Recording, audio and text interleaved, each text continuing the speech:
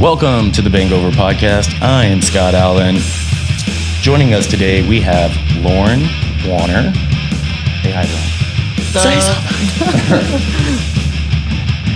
And is that it? Okay. And Josh Gage. Did I say that right? Yeah. What's up? What's up? And in the back, we have Chris Myers and one of y'all's friends. We didn't even introduce each other.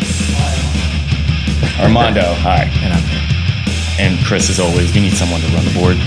Come on, people. This is the BANGover podcast. All right. So, the Dead Coats. The episode will be titled this in subs, so people already know. But, you know, first off, I just wanted to, give you guys all the shout-outs in the world. Follow the Dead Coats at Instagram, Facebook, Twitter, and then you guys also have your new single out right now, which we have playing in the background, if anyone's watching the video. Josh, don't look at the screen. Okay, well, look. Josh, come back to me. Try not to look at it. Yeah. And you guys can find that new single on Spotify, Bandcamp, and YouTube. I wanted to say Bandcamp first because, there's so many things to talk about when it comes to just being in a local band here today. First off, obviously, what's it been like for the past 6 months for the band?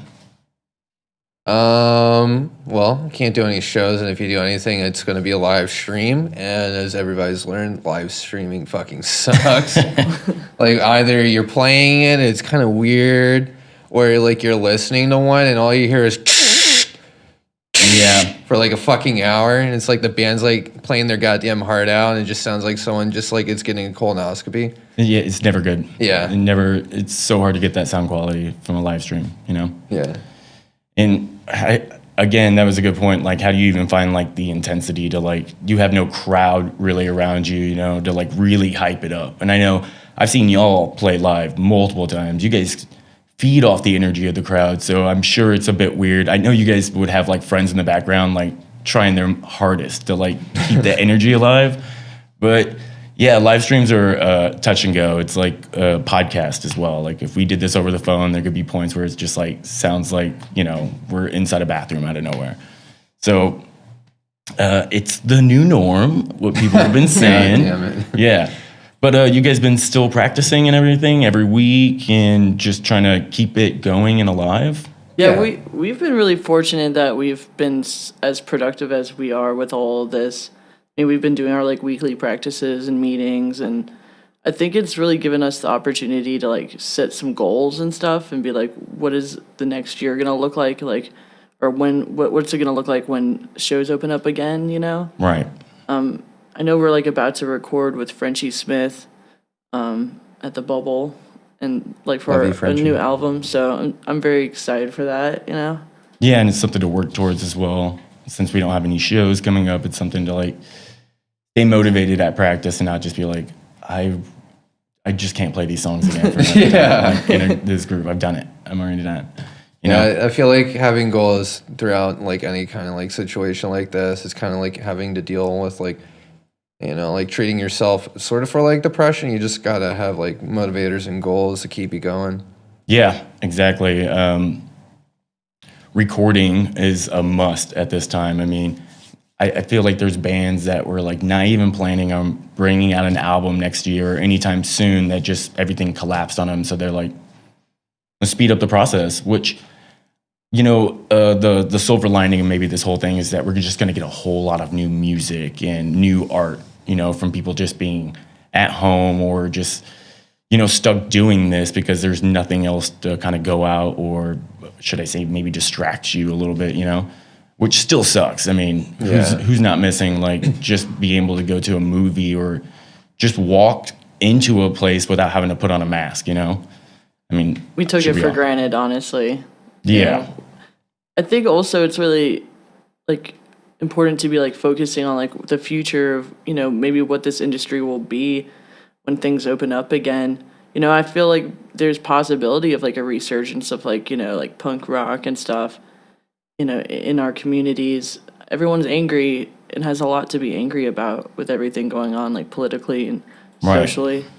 Plus, the whole fact that it will go back to the underground setting to where it's kind of like a secondhand. It's not gonna be like a Facebook like invite. It'll be like a friend tells a friend, another friend tells them about a show going on, and it makes it more private and it keeps it to like the real fans instead of like every show you play. There's like hopefully 80% of the people are there to see music or to see you.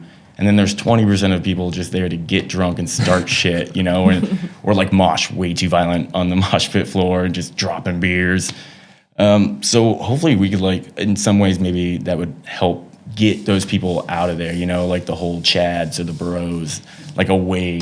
Because, I play metal and that's like, oh my God, we're very unprofessional. Sorry about that. Touching my mic. Party foul. Yeah. Fuck. Well, now that you touched the mic, can I look at the TV screen one more time? Josh, come back to me. Josh, come back to me. Josh, we lost get the defibrillator.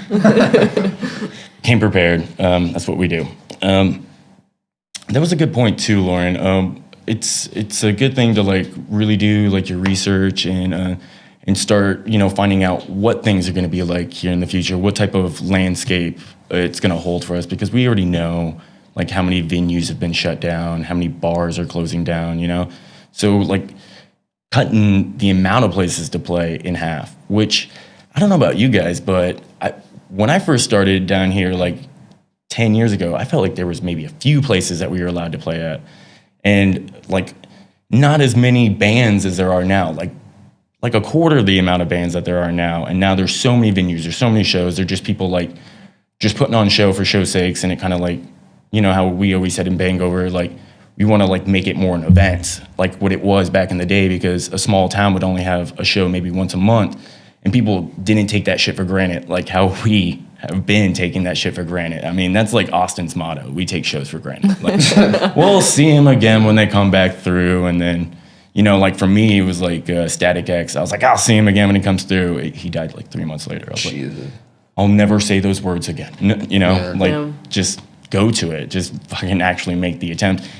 Maybe now we will try to get out there and make that attempt a little bit more when it comes back, because I'm not a really big fan of shows, like because I play a lot of shows. So I get that. It's like being at work. Unless it's one of my favorite bands, then it's just I become a kid again.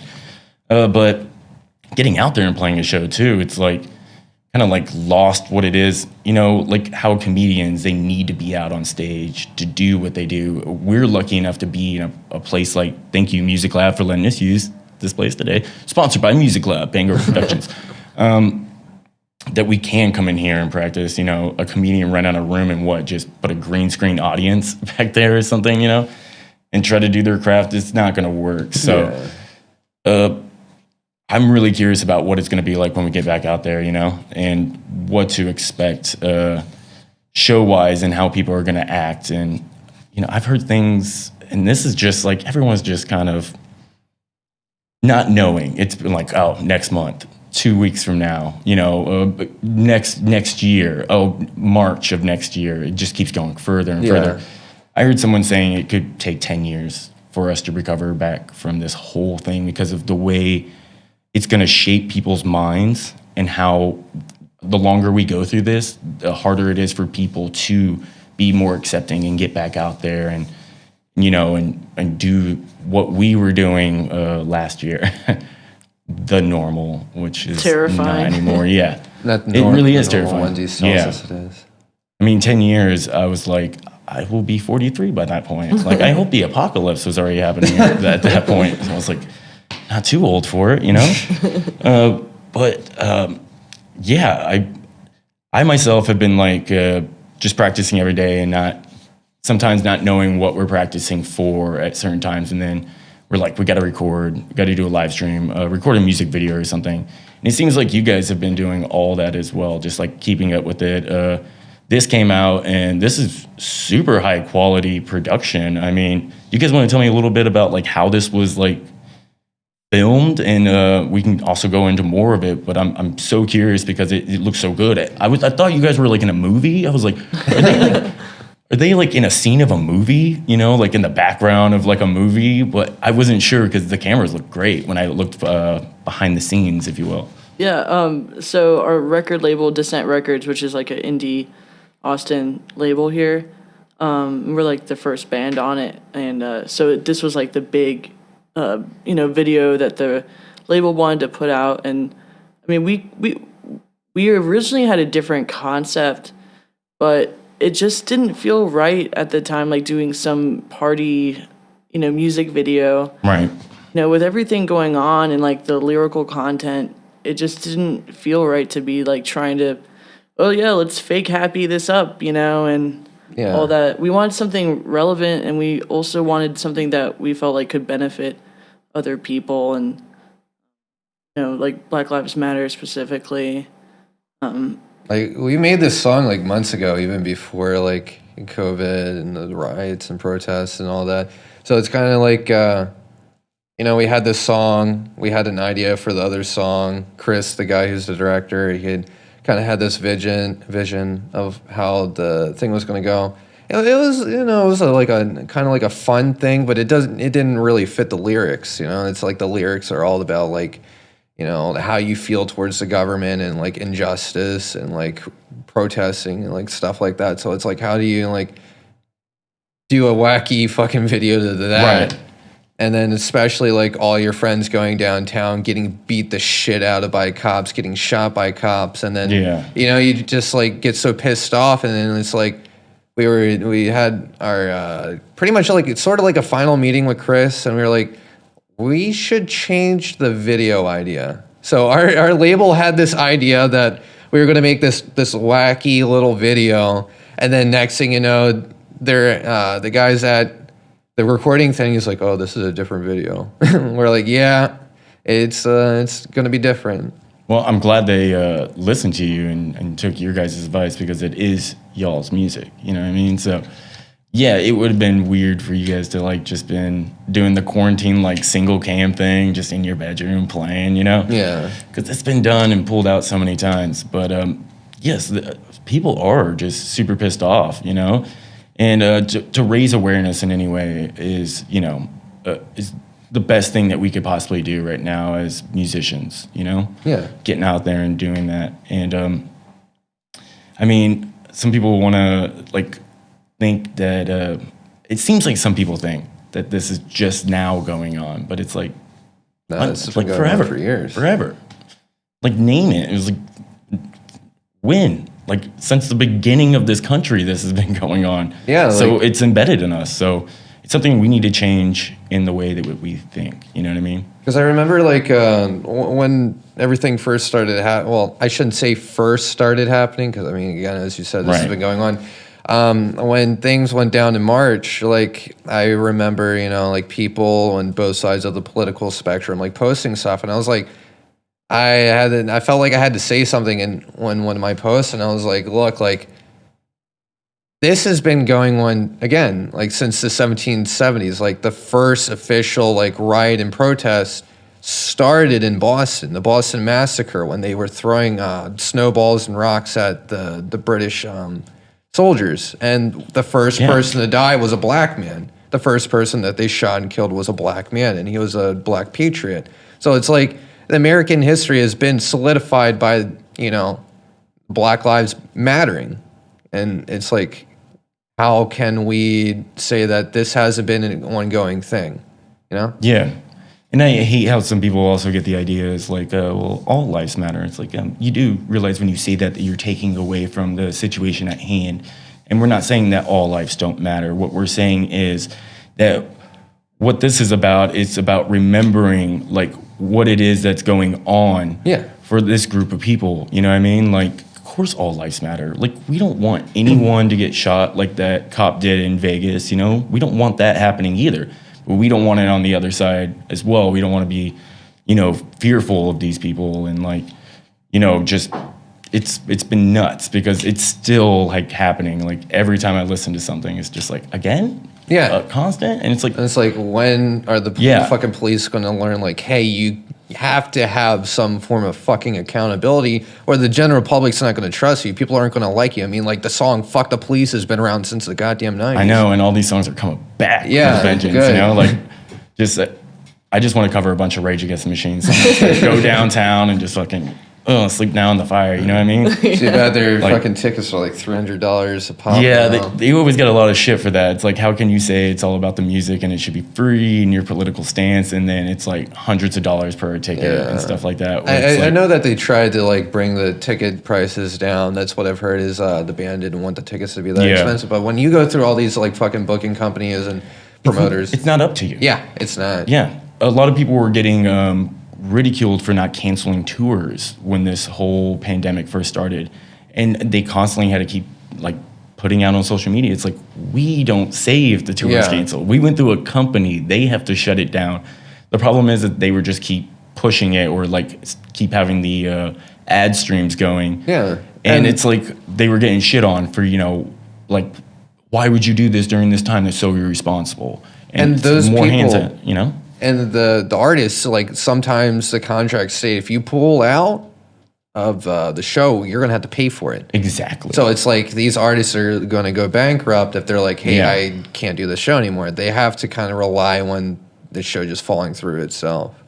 Yeah. And I get it. And it sucks. And it definitely sucks to be in that place. But then you have like bands like fucking Trapped and Smash Mouth. I love you, Smash Mouth. But, just doing a fucking festival in the middle of a pandemic Right, is yeah. not really the best kind of was that publicity for whole yourself. rot rally, I think it was. Vanilla Ice was going to do something here in yeah. Austin.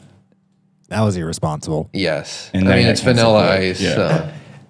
True that. Yeah. How can we have shows now? Like, any ideas, y'all? Well, Far Out Lounge has been doing shows, and they're all socially distanced.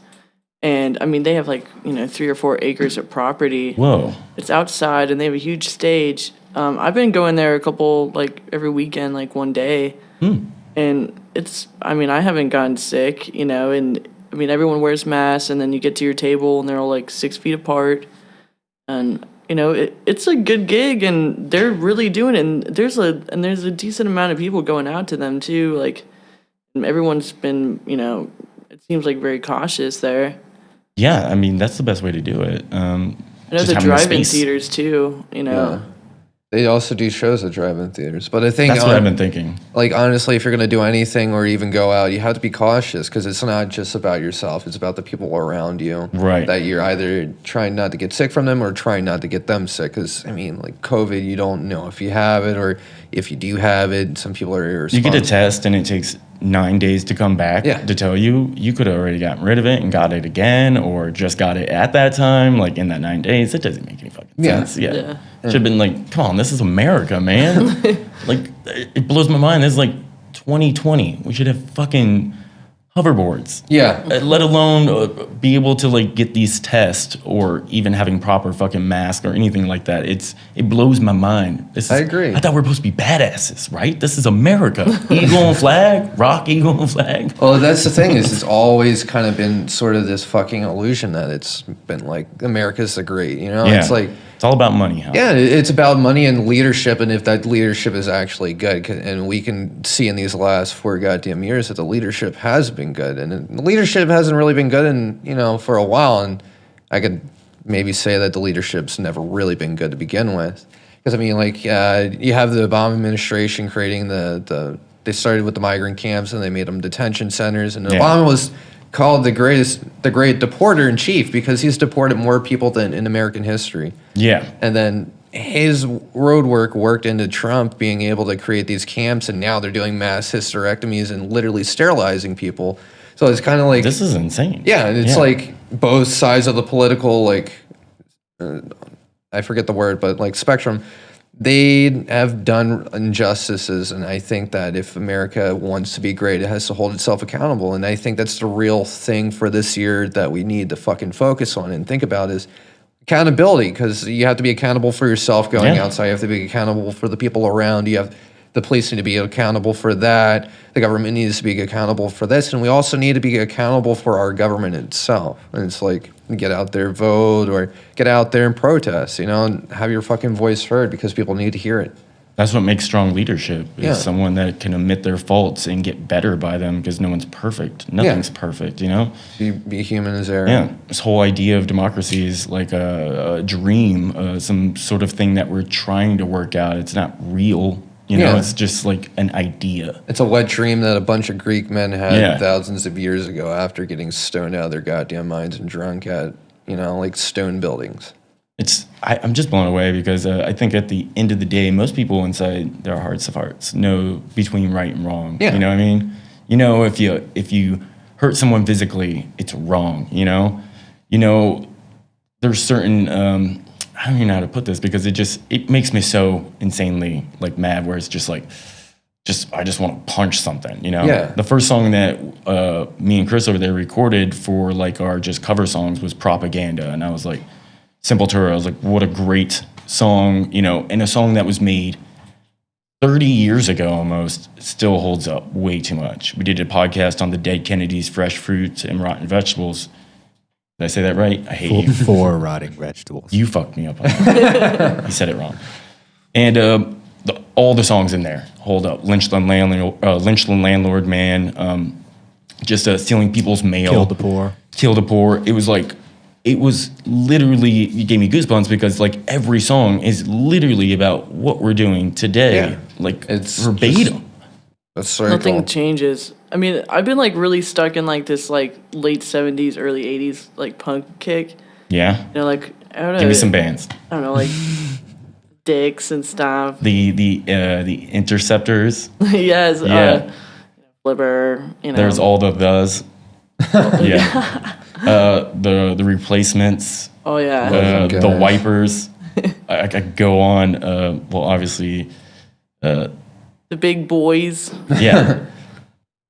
Gotta name them Austin ones. Oh, yeah. But it's just like I love the big boys. Those songs have been around. Even like songs from the fucking 40s or 50s can still resonate with what's going on right now. Like Billie Holiday's like Strange Fruit. She's talking about lynching and stuff like that happening back then and it's still happening today in different 1920. formats. That's like 100 years ago, right? Am I wrong on this? Yeah. I mean, what? Yeah, that is 100 years ago. I couldn't tell you for the life of me when exactly Billie Holiday's Strange Fruit came out, but even I know it's a very old song, so it still holds its standard. Did y'all ever watch that HBO special called The Lady in White, where it was a reenactment of Billie Holiday, No. like one of her performances? Was it good? Amazing. Goosebumps, chills it gave me. And she was like totally playing the character where she would like get way too drunk and start taking off her long white gloves. And the piano player, which is like the guy that like helped her form everything, would be like, no, with a lot of track marks right there because she had a rough life. But with that pain, the music that came from that is so passionate. Yeah. And I think some of the stuff that we're going through today, that anger and that pain that we're going through is going to really reflect in bands like y'all and y'all, we're in Texas here. And some of my favorite bands, just like Gojira is one of my favorite bands, and their whole new music videos about them like leaving this planet because of a virus that's destroying everything. But in hindsight, it's like you can't run away from this planet. We have to like stay here and like make things better. We can't keep thinking about like just colonize another planet. It's Yeah, like, because then it's just so gonna be because the this same one's thing. fucked. Yeah, it doesn't be the make same any thing. sense. It doesn't make any sense by me. I was kind of thinking flash mobs. You guys into something like that? Just go set up somewhere, just real quick with the equipment, and just fucking play until the cops We come and actually run. did do run. that. We did do that. We did Yeah. last South by didn't even happen, but the South by before that, it was us and the Ghouls from New Orleans. Love you guys. We love them. They're some crazy bastards. Anyways, but yeah, we so right where the what's it called? Castle Hill. Yeah, Castle Hill. We all set up there and played. It was cool. Like during the year, I just have people randomly be like, "I saw you guys just randomly set up and play," and I'm like, "Yep." Our buddy who works The at what is that one sandwich shop that's right there? I forget the name of it. Oh my god, Thundercloud. Yeah, Thundercloud. Our buddy, I'm not gonna name him so he doesn't get fired, but he was like, "Yeah, you guys can play in the parking lot at Thundercloud." So it's just us, Fuck the yeah. Ghouls, and Nibbles, and we play there. And then we were like, "All right, now we got to go to Castle Hill." There's all these people there because it's about to be demolished, and it's also South by. So we set up, and there's just all these people just watching now, and it's just crazy because it's like we've played outdoor shows before where you can't hear shit. Somehow, like the guys in Nibbles really set it up correctly. They made a it circle. Maybe? Yeah. I can't for the life of me remember if Just it was watched like a circle. Fugazi video. They're like, that's how you do it. Yeah. Fugazi, good old DC. Well, and somehow we all were like, all right, we'll all play like 3 songs. So Right, make it quick. yeah, the we cops will did. come and we'll. Yo, but the cops came and we had all this shit already in. Like, we were like all What taken band? off. Yeah, There's bands here, officer. Music. I've never even heard of music. this isn't the music capital of the world. Yeah. We're not musicians. These are all prompts. We're in a movie. You guys should have had someone dressed like someone that worked for South by, like just looking way too nice, and have a badge around them. Be like, I got my paperwork right over here. Just run. run, everyone. Yeah, let me just go get the paperwork from the. Yeah, let me go van. get my permit. I'll be like, Gotta- we just gotta pick up every last piece of equipment before I get the paperwork, though. You know what they say? Fake it till you make it. You know what I mean? Yeah, I like the idea of the flash mob thing, though. Just We have an idea for like, I don't know if we can talk about it. The Jacob idea. No, let's not talk about it. Okay. Well, we have something in keep the it under works wraps. that if we actually do, it'll be like kind of like a flash mob. Well, everyone, please go follow them on Instagram, Facebook, Twitter at The Dead Coats. Pretty easy. Straightforward with that name. I'm glad you guys got that one and didn't have to put like 162 or something weird at the end, or ATX. It would have been hard to get that copyright if we did. Well, there's the head coats, and we didn't even Yeah. know of them until after we were like, year 5 of being the dead coats. There was one Dead Coats, but they had not been active for so long. If you hear me, we're trademarked. Yeah. If you do anything, At this point, it's our money. You have more albums than you do, okay? Yeah. Ownership is 9/10 of the law here in Texas, so I think you guys are okay. That's true. Yeah, That's true. just show that Facebook page. Be like, see the date on that? That brings me to another topic I want to talk to y'all. I didn't know that you guys just met in college, 2013. Me and Lauren and Armando back there have all been together since high school. I've known Lauren since we were 14. And it wasn't until my 15th birthday that we actually started the band, and there was like 9 of us. It was like 9 in the band. It was hell on earth. Yeah, it was anybody who brought an instrument to that party was in the band. Unfortunately, How'd that turn out? it turned out to be It was a mistake. 4 people after 2 years. 4 people. But it was a lot of fun, like we were a little garage band, and then we upgraded to playing in Lauren's mom's barn. And we were actually blacklisted by the police response to the house because all of her neighbors could continuously call to voice noise complaints. And the police, they would show up and they'd be like, okay, you guys actually aren't loud, but if you guys could keep it down. We'd turn it down until they left. Sometimes they would even watch us. It was kind of weird. It's like all these like weird old like balding. They're just Police looking at you, officers. just shaking their heads. They're like, I smell the herb in here. I know what's up, but I did the same thing when I was your age. Oh man, these are know? cool cops. Where was this? They never said that. No, but they I were feel- never cool. Is this they were in never cool. Baltimore? Or This is like a suburb of Baltimore. This is like I grew up in the heart of the ghetto of Baltimore, and then when I got older, I moved to the county, and that's where I met Lauren. So the county is a lot better. More suburbia. Yeah, or it's definitely It the sounds like more suburbs. farmland when you said barn. Oh, Well- okay. My mom, the house, it was like from 1929. It was like one of the oldest houses, like in around like Baltimore. Whoa. And they ended up like selling all the property. I mean, my mom ended up buying it. I mean, with my dad, like when it was really cheap property value. Yeah, just like on a whim. I mean, it was oh, like this is a gonna be piece of great. shit. I mean, they worked really hard. My parents are by no means like rich people, So like, they had a dream and did that. And my dad's a contractor, fixed it up. But that's why we have a barn. Yeah, Or had a barn. it wasn't well insulated. It was not. It didn't seem like it, but No. it being a barn, I was thinking there was enough space Oh, in there was- between anything else in There a was barn. tons of. Well, no. And then just these old people, like, I can faintly hear them over Jeopardy. No, My okay. mom went off once. Imagine you're in Round Rock, okay, and it's in the suburbs. There's not that much space, and then there's a fucking barn with a group of teenagers Oh. just playing as loud as possible. That was us. The police would get there. They'd be like, "We received a noise complaint," and I don't know why the fuck we would let them come in because they never had a warrant. Can I come in? Yeah, And you're like, sure. we were just like 16, and like sometimes the police would just fucking be in there. You know, it would be we'd be playing, and next thing you know, hey, Well, there's a cop right there. Yeah, you actually don't have any rights. You're not even Yeah. a real person, so Yeah. yeah. Damn. So we would turn down until the cop left, and the cop would not come back the rest of the night. But it was just the fact that we were like, okay, we gotta make them seem like we're gonna do it. You know? Right. Well, our neighbors, like, my mom got really pissed at them because she's like, what's the point of this? Like, my kids aren't on drugs. They're not partying. They're like, Yeah. they're Not living their vandalizing dream. shit. Yeah. She's like, they could be 16 and pregnant, and you're over here calling the cops. And like, I don't know. She freaked out on me. It was great. Good, they Good, deserved yeah. it. And then we Good became mom. friends with the next door neighbor, Lou, who was an old dude who played music. He's not the old dude. Don't take offense to that. Older than you all. Yeah, he's like obviously. he was like Yeah. in his 50s. Love that guy.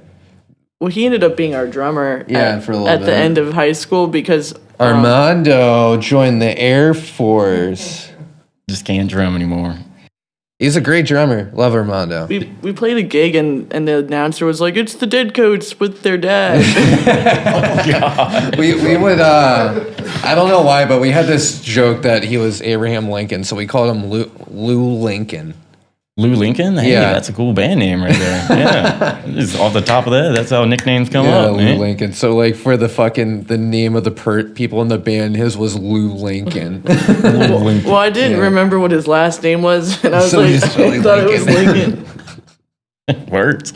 Love that guy. It's, But, it's always like when I see people or some bands with drummers, it's like a guy that's way older than the rest of the band or way younger than the rest of the Yeah, band. I get you. Either way, it's very rare that they're all the same age. Drummers move around. We're very ancestral. yeah, Yeah. Everyone like- wants We're them. like multiple partners. It's just how it is. polyamorous. Just how it is, man. You know, multiple skins, multiple people.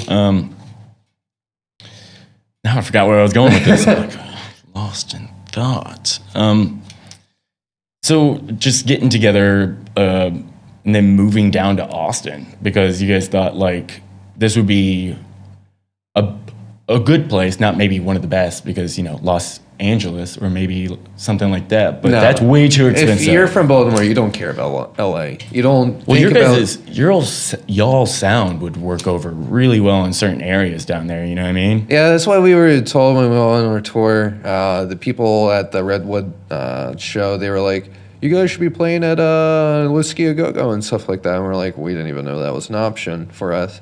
Yeah. But like, why we came to Austin was like, I heard that it had a really good music scene, and somebody talked it up to me a lot. So I was like, fuck it, I kind of want to go there because it's like anywhere in the world, if you're not from Austin, it's advertised as a live music capital of the world, and then you get here and there's music everywhere. There's music literally All the everywhere. time. Yeah. And it's like if you're a no-name band, you can kind of work yourself in, but you got to know people. You really have to know people in the scene in order to get shows. Yeah. And that's what we quickly learned. And so we couldn't get the band together. Like it was just me and Lauren. We couldn't. We had people in and out, but like no like stability until we met Joe and Ian and started the Dead Coats in Austin again. Because we've been to Dead Coats back in Baltimore, but it's like we had to have like that full key group, Yeah. Were you gonna say something more? I mean, really, we just wanted to get anywhere but fucking Baltimore. Yeah. It's like we didn't want to live and That die makes sense, yeah. there. Like that's how it felt, like growing up there. Like it's not like a lot of opportunity for growth. So I don't know. Like Austin's been very good to us. Like I'm very, very grateful for moving here, and like I agree. we've worked really hard to get here. Like Yeah. I mean, like I feel like we've always been like this underdog story, and we'll continue being that. And helping other people. Like I feel like that's how you grow with music is like it's all about collaboration and community. Yeah, making connection. When I first met y'all, it seemed like you guys had this like massive network of just like other bands underneath y'all or around y'all, and then a group of friends that always showed up. Like when I first booked y'all at the Lost Well for the Valentine's Day show, the Lost Well lost their goddamn mind. He was like thanking me for the show. I was like, thanks for letting us, run out there. He was like, no, thank you. We didn't have shit going on tonight.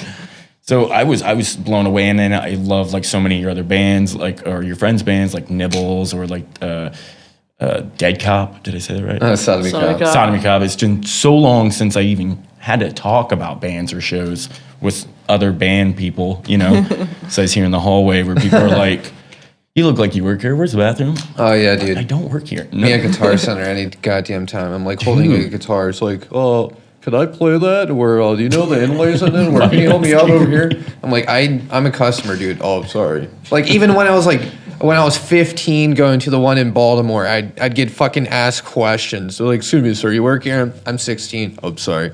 You look like someone that's at like a Rock and Roll Reynolds. That just like gives me too much information about something I'm renting, and then he has to ask like 4 other guys to come over here to like so they can hash it out. I'm just like, I just wanted to rent that DI box, man. I didn't think there was a lot to go in. He's like, what do you use it for? You needed to know the lore of it. At least I don't know. Like Faith always gets people like trying to mansplain the drums to her. My God, Oh, great, yeah. Or like she had this one guy that was like, I don't know how you hit the drums so hard with such tiny little hands. It's like, dude, what the fuck is wrong with you? Like, have you never talked to like people ever? Yeah, that's the wrong way to say that. They're trying to hit on her. I'm like, wow, man, like you're really gonna make her explode. That's like the worst thing. You want to see how hard she can hit. Keep going with it. Yeah.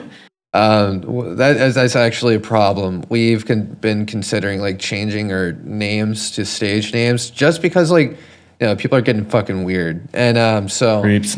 Especially for Faith, I feel so bad. It's because like we'll check like the inbox for the band page, and it'll be like some weird old dude who we will have no mutuals with be like, hey, can I talk to Faith? I'm friends with her, but she'll say I'm not friends with her. And it's like, dude, what the fuck? Like, that's an actual thing someone said to us. It's like, I'm friends with Faith, and she may disagree, or like something like that. It was like, she may not say that, I mean, it's like, dude, you're like this 50-year-old dude, like playing guitar in his garage, trying to hit up a girl in a band. You're a girl drummer? Yeah. Like, oh my God. Or they'll be like, good morning, Faith. It's like, and it's like every morning for like 4 days or something. And I'm like, all right, you're getting banned. Yeah, dude, I want my goddamn good morning. Yeah. Give like me that. Good morning, dead codes, I need that chip in my step when I wake up. God damn. Good morning. Well, good morning. Yeah. So we've had to start like blocking people on our page just because they're like fucking harassing our drummer. And it's like the weirdest thing. It's like, I would have not...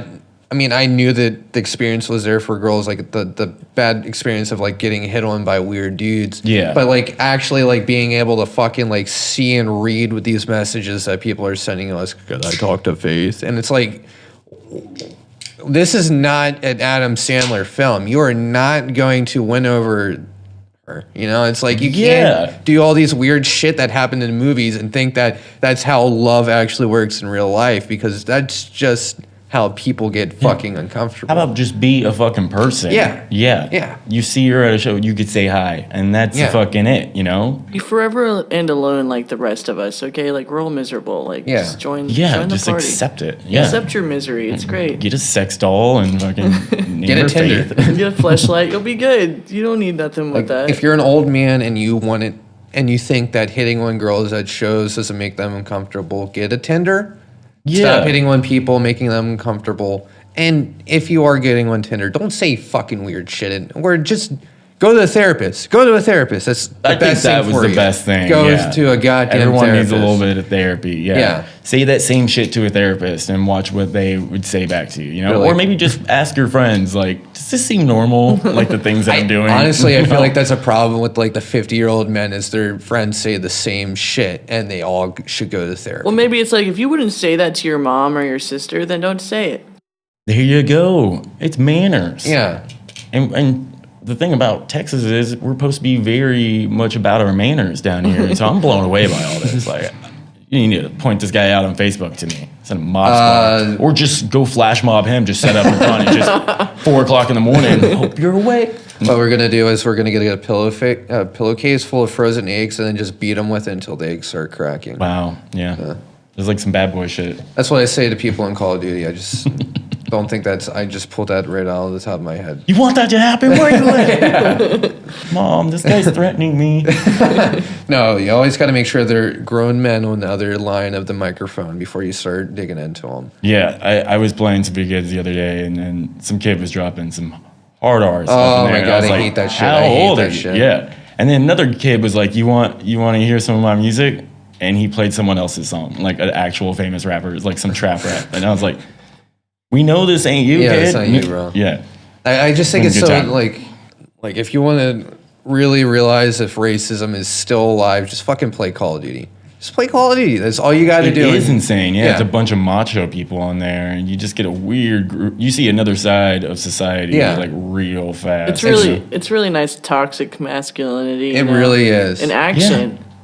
It's like right there. All you had to do, like I'm just waiting to live stream this, just like have them and just have the little bleep button. You hearing their shit? Hearing their shit? Like Fortnite. Oh yeah, Fortnite. This is Disney Channel shit. Come on. Yeah, Keep try saying to that. keep the cussing Fortnite. down, you know. Yeah.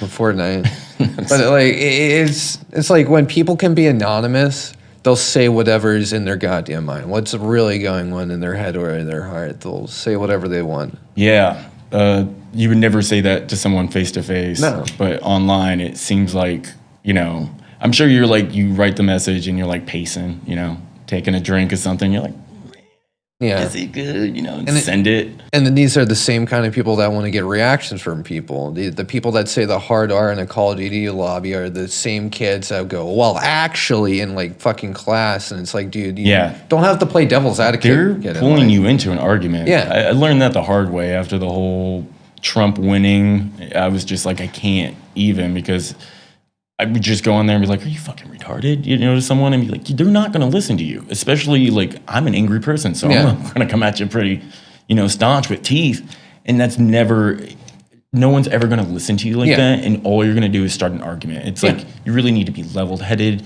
You want to have a conversation with someone about that, like, there's so many different scenarios. I listened to like a Joe Rogan where this black guy went to talk to like the founding member of a KKK. Like I know exactly what you're talking about. And that was an amazing story that like gave me goosebumps, because it was like he just wanted to sit down and talk to that person to like figure out what the hell is going on. And then it's he all was this able anger to, and stuff. yeah.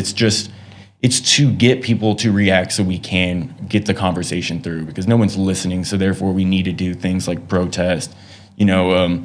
Write music that is about this to create the awareness, to just keep it in everyone's mind. Because like I said that earlier in the podcast, where I was like, I said, I can't believe this is happening again. Am I dumb? Of course it's happening again. Like, I shouldn't be surprised. No one should. I wouldn't call it dumb. I would just call it naive. Like you neglect. We are white, so we don't feel this stuff going on from a first-hand experience. Cruising, dude. Yeah.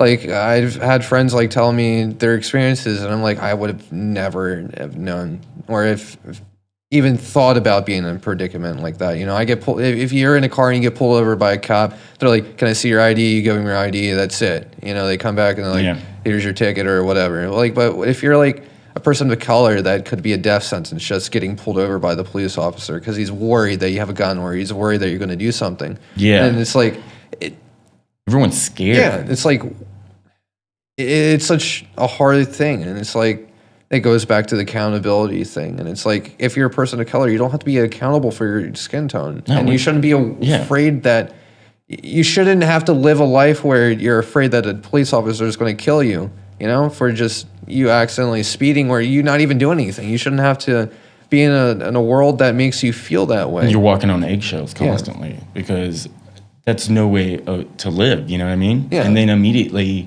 you're thinking that those people are the bad guys, and then they're thinking that you're the bad guys, and this is a really like toxic mindset that we find ourselves in, to where it's like, what the fuck are we gonna do? But I think we're gonna figure it out, because we're intelligent people, and I believe more so than anything that we all want just to be like live in peace. I don't think anyone really wants to fight. I don't think anyone in the Middle East wants to fight. I was like, give them a car company and see, give them like a McDonald's and see how much happier just convenience makes people. Yeah. You know what I mean? But I mean, the worry of life is insane. The worry to live, Yeah, it narrows down to like what's in if I remember correctly, the Constitution. It's like the life, liberty, and pursuit of happiness. And that should be for everyone. And unfortunately, the founding fathers did not include African Americans in that. Yeah, didn't even think. But at the same time, it's like, how are we? How is this racism? Isn't it tribalism? We're all the human race. Yeah, we're all the same race. You know what I mean?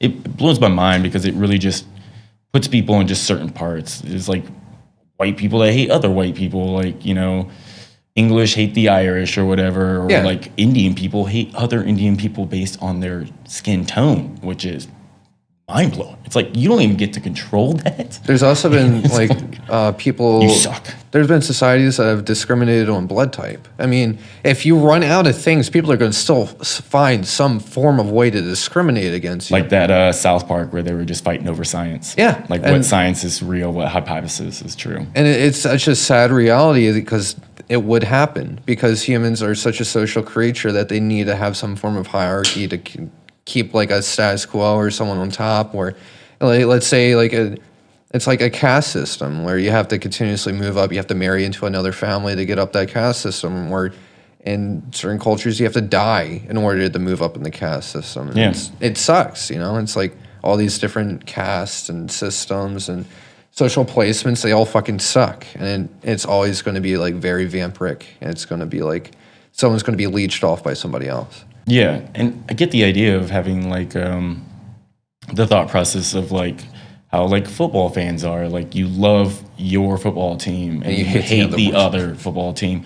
But in actuality, you just love all of football? Yeah. Right? Don't you just love all of football? So I like the idea of competition, like the Olympics, Yeah. Doesn't it chap your ass when you see like the Swiss like beat us in a downskill ski race, Like it makes me furious, and I don't even like sports. Well, it's nationalism. I'm furious as fuck, That's what it is. Because like being in America, I like the idea of competing. I'm sure if I went over to Sweden, I would love that place too. Their culture, the way that they live, But that's the difference. We get to like have those other things, a little different flavors of life, and everyone has something to offer and contribute. You know what I mean? I think it's also really hard for societies that have a lot of nationalism. Those are typically a lot of independent cultures. Like America is very, very independent, and it's like almost independent. Well, no, it is independent to a problematic standpoint, where if you look at countries that are I shouldn't say first world, but very independent, and you compare them to countries that are very community-based, those community-based countries, no matter their poverty levels or their economic statuses, typically have happier people because they have that network. And networks are the most important part. If you really want to crush nationalism, you create some way to unite different communities together in order to like stop this. Like this is the perfect person, Like if the nationalism in America is like it's a white guy that is blue collar or something, And it's just like you go to other countries and their standard of like their primal person is like different as well. And it's just like getting rid of like that status quo of what a person should look like or where they're from, It's just like creating like a community-based thing where it really lives off the idea of life, liberty, and pursuit of happiness for everyone. Yeah, it's pretty simple, you would think. I mean, these are all simple words. This is a simple way of thinking, but the shit is complicated, and that's just life. Yeah, you just know what I mean? fucking leave people alone. Like, that's the easiest thing. If they're not hurting you, they're not hurting themselves, and they're not going to hurt who cares? the things around them, let them fucking be, We have so much things around us where it's like, I thought people were distracted by their phones. Like, no, dude. They're still, speaking of, like, building a community, I think what Austin kind of needs right now is, like, every scene to kind of like come together in some ways like a quilt, and like band to try to wrap around what's left of what we have. I saw you guys were really promoting and trying to really push the idea of like Save Kick Butt Coffee because they were in a hard place due to this whole coronavirus. And they didn't make it out, did they? No, they did. They're still did? they're still Yeah. functioning. It's so many happening. I'm sorry, I didn't No, you're know good, dude. whether or not They did the community the comedy club near there closed down, but Good. somehow Kick Butt is still it's kicking away. You know. Oh, thank God. You know, Yeah, we got $3,000 for them from that show. wow, you guys were really pushing it hard too. I saw. Well, Yeah. that's like our home, and I'm like, I mean, I love a lot of venues here, and man, I hope more exist after all this, but you know, Kick Butt is home, and all of our friends work there, and like, you know, the one place that I felt like always had like gave us the chance to grow, and was like, you know, I have faith in you, like being a tiny band, and They gave you the time of day. yeah. They allowed you guys to put together your own shows when no one else was caring, you know? I'm sure, like you were saying earlier, you go up or email a venue and you get no fucking response back. Yeah. You know, you try to talk to them, they're like, who are you? You have to You know what the I mean? person who works there. Yeah. And it's like, oh, someone else does that. Someone else ignores emails in the back, you know? So it's like the bands that were also on the bill and like the bands that have ever played at Kick Butt. It's like, how do you not like Kick Butt? It's like you want to say that place because they've given everyone the opportunity to play there and they continuously play there and you get bigger and, you know, just hang out, make friends. And it's like Kick Butt is kind of like this, like, it's like what CGBG should have been, you know? It's like not this dingy little thing where you have to kind of have an in to get there. It's like, just go there, you ask, and they'll give you the time of day, you know? Yeah. Well, Kick Butt also is like they host like punk and metal bands in a place that like, you know, the Austin community has been moving towards like more indie and stuff. Yeah. Which, you know, it's got its place, but should it be every venue every night? Yeah, psychedelic. Yeah, like Or cover psychedelic bands. too. They're also up north, so they're very, for a venue being up north, and all these other Austin venues are downtown and just kind of, like you're saying, dingier. Yeah. Yeah, So they have are. the opportunity to kind of be a little bit different. Yeah. And they have their own spot. There wasn't too many things around it competing with it, besides for that comedy venue down the street, which is a real slap in the face, I'm sure, to Kick Butt. They're like, wait, of all the places, you know what I mean? Yeah. They have a good business plan too, like differentiating. They're like, you know, by being open in the morning and having coffee then, you know, and then being like a venue by night, you know. Yeah, right? Turn off all the lights like 9 o'clock, everything fucking changes, you know? It's like a church that turns into like a club at night. Yeah, I got to open up for the Coffin Cats there, and that was probably like that whole. I've never seen so many people in one there. You know, I didn't know that there was that many people there. Someone told me. You know, Yeah, I'm a drummer, lights in my face. They're like, "How'd the show go?" I'm like, "I had no idea." No. I believed I was on my parts and I was on time. Is that what you wanted me to say? 'Cause You that's just all I have know. lights flashing on your eyes. It's lights music. and then your Yeah. like singer's ass, you know, it's or whatever, you know. I just feel like that's what drummers You're do. just like completely dissociating. actually- Woo, shit, Ooh. that scared me. Yeah, I was like, I'm dying. yeah, like the We're okay. bombs went away, like, you know, we're like dead, you know, now. We're coming out of the bomb shelters now. yeah. We've been recording this 6 feet under Austin, Texas, in our bomb shelter here. That's where we've been doing all our podcasts. That would be great sound like isolation, though. That would be scary. Yeah, bomb shelter. That's a perfect place to do a podcast. Oh, yeah, no sound perfect in there. place. Yeah, the whole Kick Butt Coffee thing is like such a great place, such a unique place as well.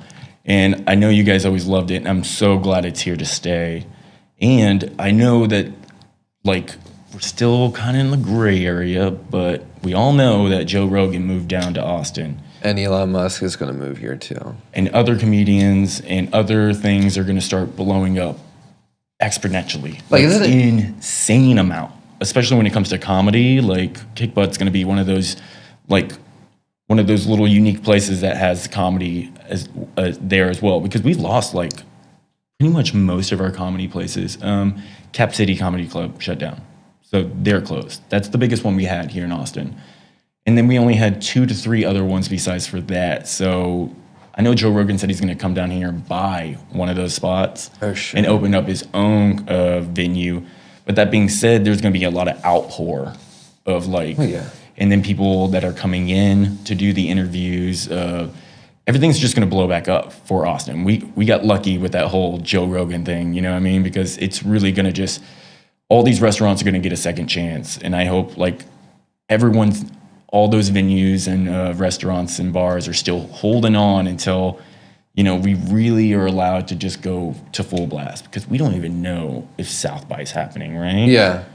Is anyone? You No. guys? No, I'm pretty sure they're going to cancel. I'm just looking at Halloween at this point. I'm like, what can we do? Like, that's my holiday, Like, right? Halloween, we were thinking the same thing. It's like, what can you do? Most tours are getting postponed to later next year. Like Gojira Deftones, that's in September of 2021. Yeah, it was longer than a year away. I mean, yeah, dude. When music can come back, it's gonna be fucking crazy. I know everybody and their brother is gonna be going out, and it's gonna be all these bands are gonna try to get out, and then all these people are gonna try to get out. So there's just gonna be music and people everywhere. It'll be and massive. It's gonna be a competition until like more venues open. But my only problem or my only fear really from like Joe Rogan coming here, because it's Joe Rogan, is whether you like him or not, it's like it brings a following.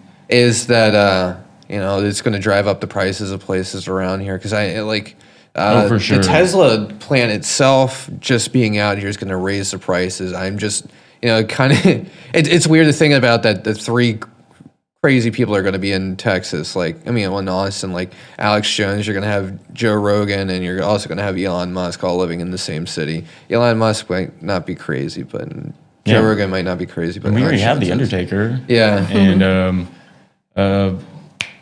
the Hobbit guy. Elijah Woods. Yes. And then you also have Drew Barrymore.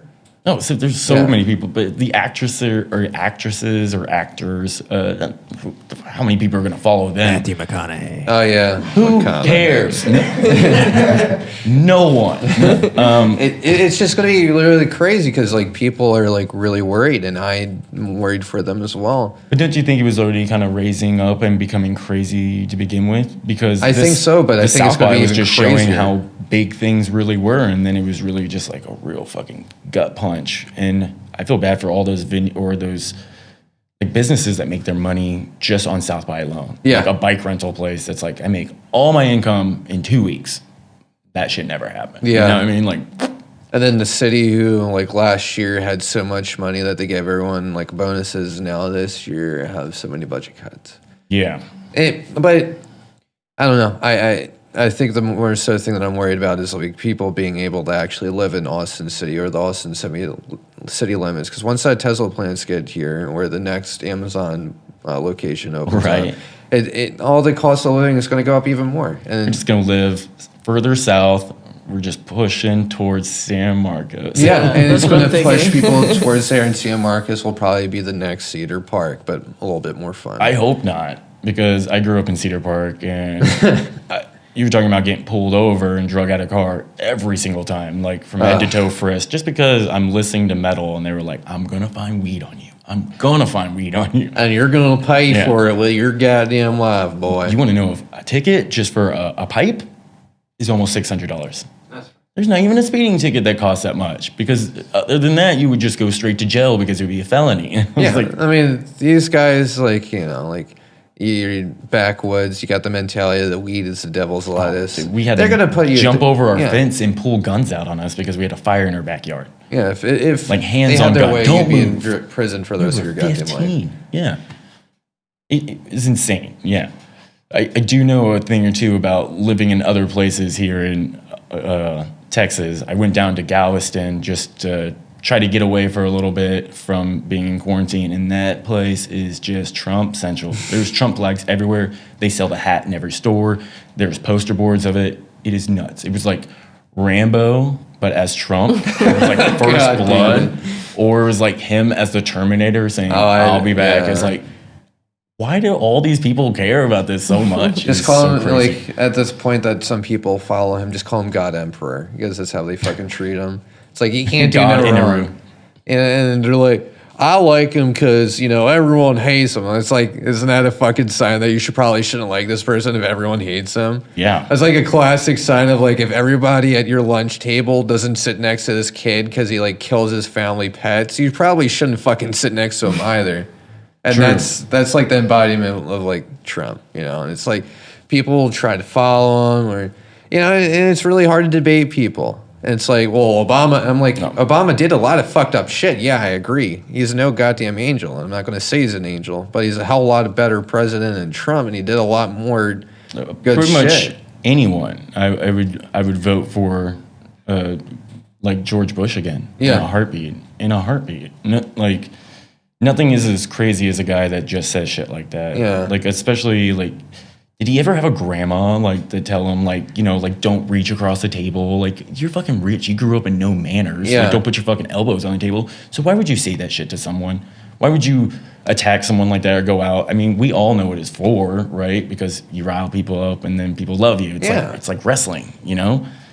But you're still like you're supposed to be the representative of this country. And I guess in some ways he kind of is. You know what I mean? Yeah. It was like someone just pointed a mirror back in our face and was like, do you see it now? And we were like, fuck, this whole time we were ugly? Yeah, dude. It is truly what like is wrong with America. All put into one fucking individual. Like an old ass white dude who's never had to really work a day in his life except for go to business meetings, pretend to be a real businessman. Soft hands. Yeah. Real soft hands. And he eats hella like, McDonald's. He's a dickhead. The media hates Gets him. blood transfusions from like a young, fit 21-year-old boy. Wouldn't be surprised, day, dude. He pulls a Keeps Cheney. strong. Gets a heart from a American soldier like Cheney did. You know about that? Yeah. Yeah, he got that heart transplant from the guy who got hit by There's that like car. a second one or some Yeah, shit. dude. And it's like Cheney is the Trump behind the scenes, and Trump is Satan's trying to bring you back. Come on. Yeah. The deal's up. Come on. And it's like we have this narcissistic, manipulative asshole of a human being who is an embodiment of everything that's wrong with America. Yeah. That's president, and it's fucking fitting, unfortunately. Hey, maybe we can all come together as people in this country to hate one person. Maybe it will unite us to lynch this guy. You know what I mean? I You gotta think. You know what I mean? That's like if aliens came down to attack, the whole world would have to resolve their shit real fucking fast and become the human race, you know, or the Terran army to rebel that. You know, it's like. They'll never do it. They'll never do it. Like they would never rather die. Yeah, no, people are It just. happened in that movie. I know. I know, but it's like our political system has also allowed us to, like, it's like, oh, let's choose between Biden and Trump. I'm like, just fucking shoot me. Like, just I don't want to make this decision. Like, I don't know. The aliens come down, they give us a fucking like, here's your leader, and it's just one of those fucking cubes that you shakes. It's like, this is better than both of these choices. And I'm like, yeah, it is. Should I go outside today? No. All right. Better fucking president already. Yeah, or a duck that just throws up shit, right? Yeah, like, dude. Shit. Yeah. It's like, give me the vaccine, you know, like the test one. Like, if I die, I die. It'll be a good life. Yeah, they actually are in the third trimester of the vaccine, and you can sign up for it. I just do not know how. No. So you can like sign up to be tested on. I only want the death. So they're working their outcome, asses though. off on getting that out, though. Yeah. And once that's done, I think everything's gonna get more better because without that vaccine, we're still gonna be like, yeah. I mean, and then a year goes by and people start falling like flies because they took that vaccine and they didn't have any years to test it. Chris. That's what I want to happen to me. Just give me one more year. That'll be good. Suck. Yeah. At this point, I'm just like, I'm bored. No. You either die by the vaccine or you die by the 5G antennas they instilled outside. The radiation that comes from 5G, it's going to kill all of us. I tell you, I swear. It's going to shrink some testicles or something to where we're not having kids anymore and this becomes fucking... American man will not be a man no more. That's what the liberals want. And it's like all these fucking people have like... I feel like that's the problem is like Fox News is like... It's like the National Enquirer, but just a little bit fucking smarter. Just a little bit. It's like the National Enquirer got a kindergarten education. They're like, this man told me to do this, and then they're going to fucking do it.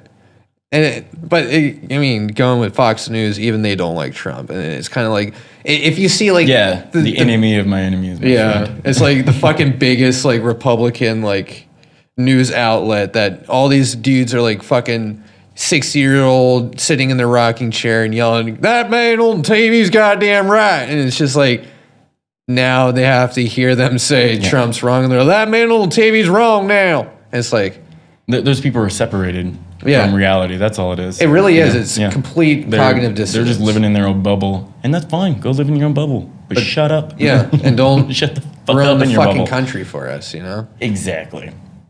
I thought eventually all these people would die. I mean, No.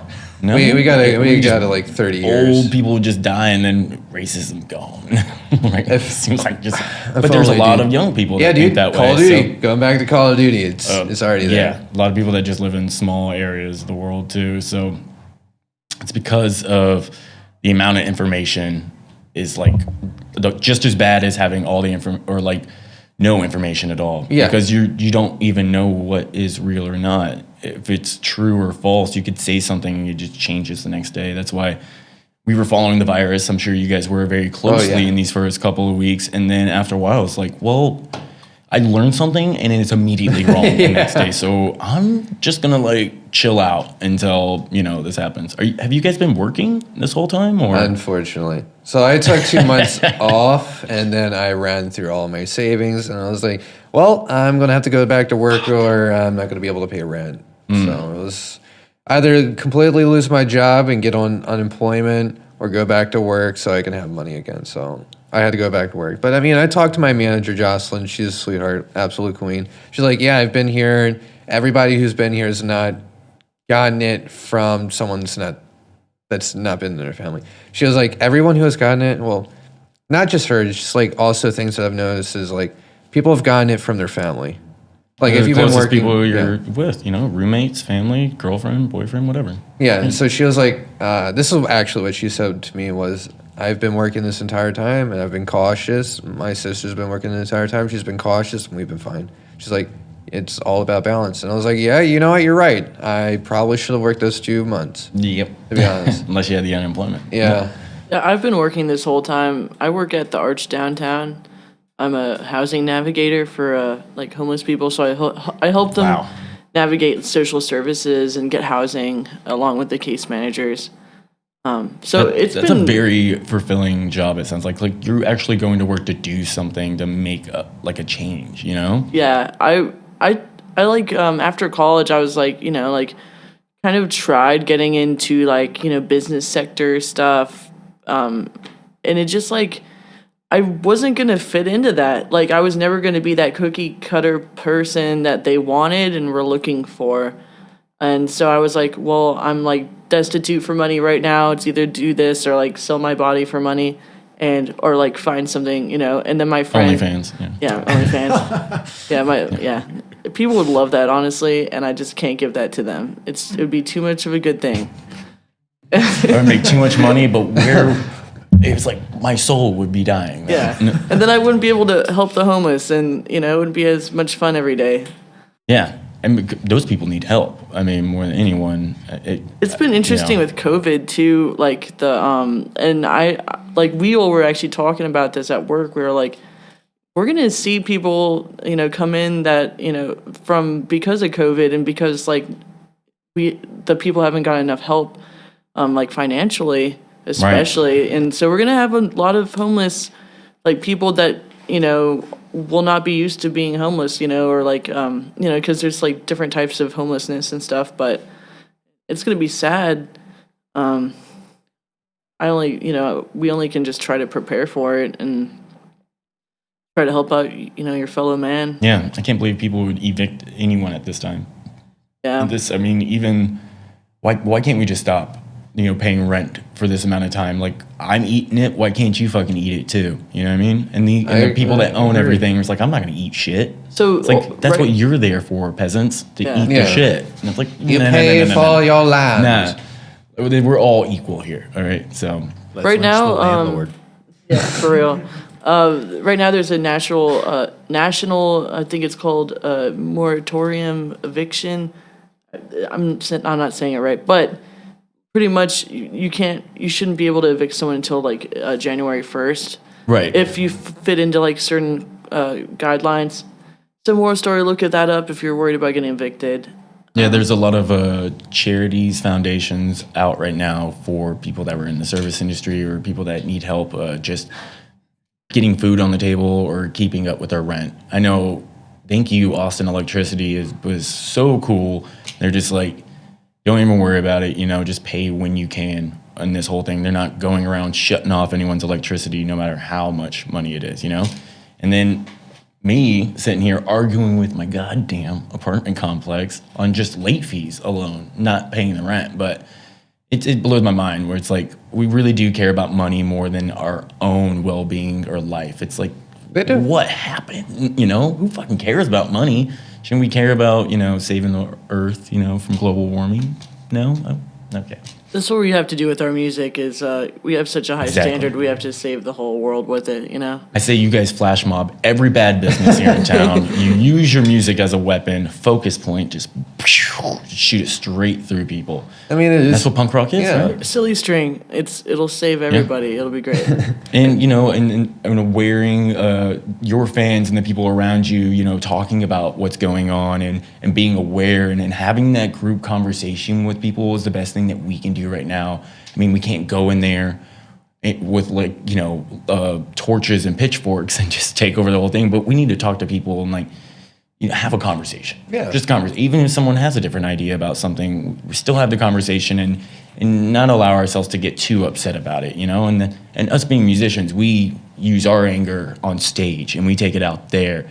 And then, we'll have that to use as a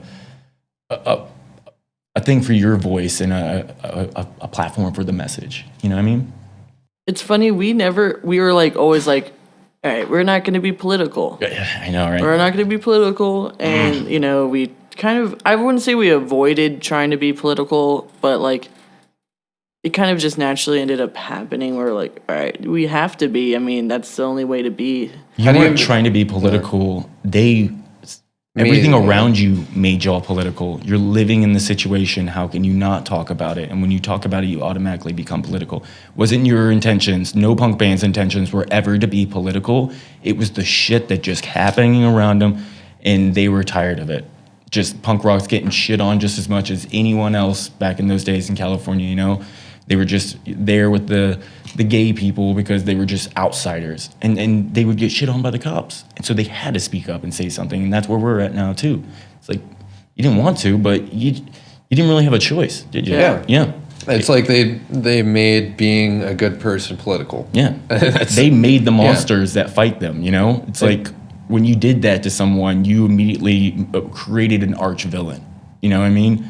It's that whole mindset. Yeah, it's like a lot of people are like, I don't know, they politicize being like a morally good person, or just like even wanting to help people to the point where it's like, if it's like you say Black Lives Matter, they're like, oh, you're a Democrat or you're a liberal or something like that, and they automatically ostracise you, and it's just like, why is being a good person such a bad thing and the other way around too? Yeah, to conservatism. Yeah, it's like, if they, follow the moral standards, follow righteousness, it's like, be good. Who the fuck cares what someone else thinks? Like, those people have way too much time on their hands. Yeah, golden rule. Yeah, dude. Busier. Yeah. Isn't that what is it? Bill and Ted's are like, be excellent. It's like, fucking, yeah, that's the golden rule right there. Be excellent to each other. Or like Joe Dirt. Life's a garden. Yeah, dude. Like, you'd be the most motivational speaker if he was a real character in real life. It's like, look at this guy. He's eating shit his whole life, and look how humble he is. Yeah, dude. He's still fucking trying, and he's not a shithead because of it, The greatest.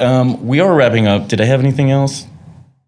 Oh, I have one other thing, and it might be too long of a topic, but how do you guys feel about the whole Instagram, Facebook banning music? Bullshit. I think it's bullshit, but I did be very careful about it because they will shut down your account. It's not them. I know they're shitheads. Mark Zuckerberg, fuck. Yeah, it's even human. Yeah, the problem is that they've been getting hit by lawyers and record companies coming at them hard for people posting music on Facebook. So they have to shut it down, or they're gonna get in more trouble, because the fight here was.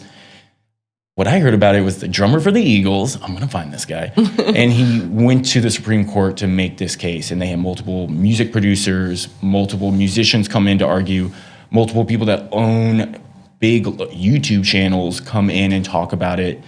and try to argue their, sake of like saying this is for educational purposes, or like music should be free in a sense. So the craziest thing here is that this song that you guys have out right now, Headspent, you guys won't be able to promote it anymore here, like at the beginning of next month, or they're going to start shutting it down, because the problem is that you can't actually, like, let them know that you're the owner of this music. There's no way to prove that you're the owner of the music that you're playing, because you need a lawyer or contract, right? Well, unless they you can go through like Instagram and stuff has music onto it. Like, that's what I said too, yeah. And which is coming through a distribution channel. It has to come through Spotify. There's the loophole. Yeah, it's technically like Record Union is what we use, but there's, and it's like that they're the ones that does the licensing and stuff for it, and it's putting it onto even just Instagram or Spotify or whatever. So like I'm curious, like maybe you could potentially promote things. Maybe if they had like the distribution channel, like which if it's Spotify on Instagram, then just put Spotify onto Facebook too. So I'm curious on what that's going to be like, as Are they well going to as put like videos on it? That's what I'm curious. Like, would Spotify be able to get videos on it? It does have video now because of Joe Rogan. Really? Because Joe Rogan's experience is like they didn't want to take away from the video, and YouTube or Spotify's never had video, but ever since that happened, you can watch actual full videos on Instagram. So I think they're gonna start probably doing music videos and stuff. Apple Music's already been doing it. Shut up, Chris. But that app sucks, like, no, who has that? But Spotify's no better. It's only on every iPhone. Yeah. Doesn't matter. That's gonna be weird. Another thing you guys can do is like how you promote a song up before you release it, and that will be the thing. It's like you can promote it until the date of releasing, but after you release it, that's when you're gonna start running into problems. Because we would play our own music on our podcast, and we would get flagged for putting our own songs on. And when we had like a loss of Joe, the bass player. Yeah, Osteen. Yeah. When we played y'all's song for his interview a year ago, we got flagged for it. It would give us red flags because you all own that song. It's on Spotify. Why are we, another company, using it? And then it's all the legal mumbo jumbo. Like, he said we could. Here's the paperwork to show. It's like, who? No one on a local level has that type of like resources at hand. So who cares really, right, about Instagram and Facebook? The problem is that that's where all the people are at. So we'll have to find ways to pull them over and get them to follow us on something like BANGcamp, which is an amazing app. Bring back MySpace. Bring back, I would say, Reverb Nation. R.I.P. MySpace. Yeah, MySpace was so cool back then, but it's like you really just saw the things that just really killed it. It was like, I guess because the internet was old back then, so like if someone had a song on there, when you went to their page, you would immediately make that shit freeze up because the frame bites were just fucking horrible back then. Everyone had like a spinning wheel leaf and you customize page. Oh my god! It all looked like early internet. Vietnam flashbacks right now. But a lot of bands back then, like in that time, there was a lot of metal bands that got huge followings because of that, because they were able to reach out and you can communicate with your fans face to face. It feels more genuine. You're not reaching out to like a record producer or their manager. They get to talk to you. That's what the whole Instagram thing was like, very humble in that way. So I'm curious to see like how all this really adds up, because it's coming down to live streams too. They're not going to allow any live streams through their platforms of music. So back to you guys like doing a live stream on like Instagram or something, like shut down on that. We get shut down on like live streaming anything that has any music, even like video game music, will get us shut down. What? I'm not even joking. And this has been going on for years now, but the underlining thing was that it was more like a musician would be on like Joe Rogan's podcast or something like that. You notice how he doesn't play anything because he'll get flagged for it.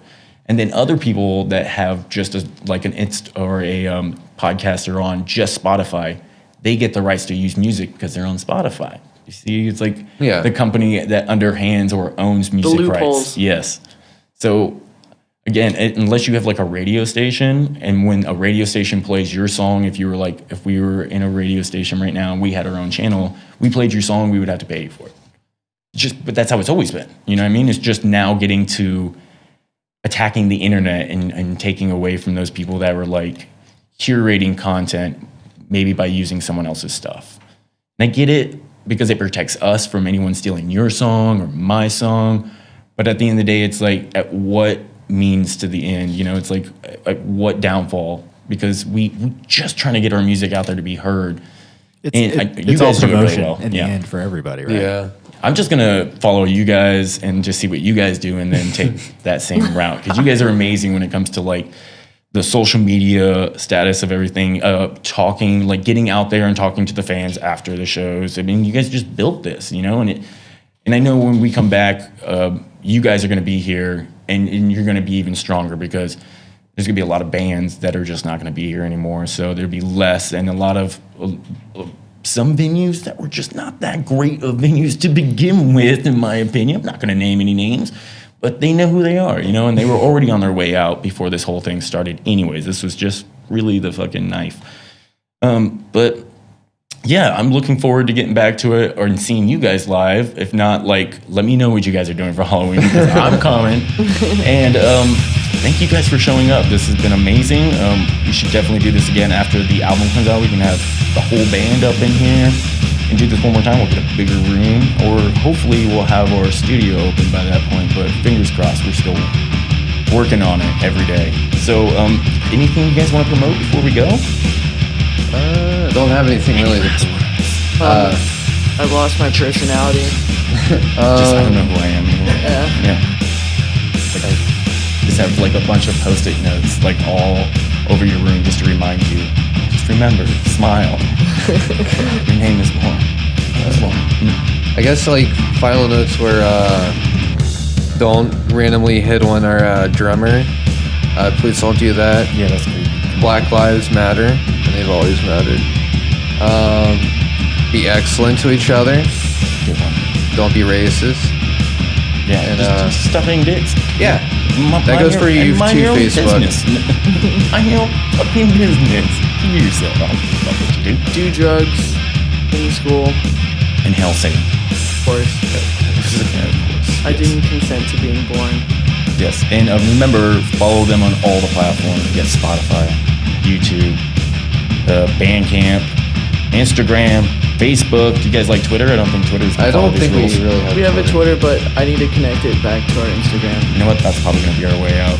Twitter, you show anything on Twitter. Nudity, buttholes, to people like throwing up, to like whatever. Josh's OnlyFans is on Twitter. I don't have an OnlyFans. Is it just you doing like foot stuff?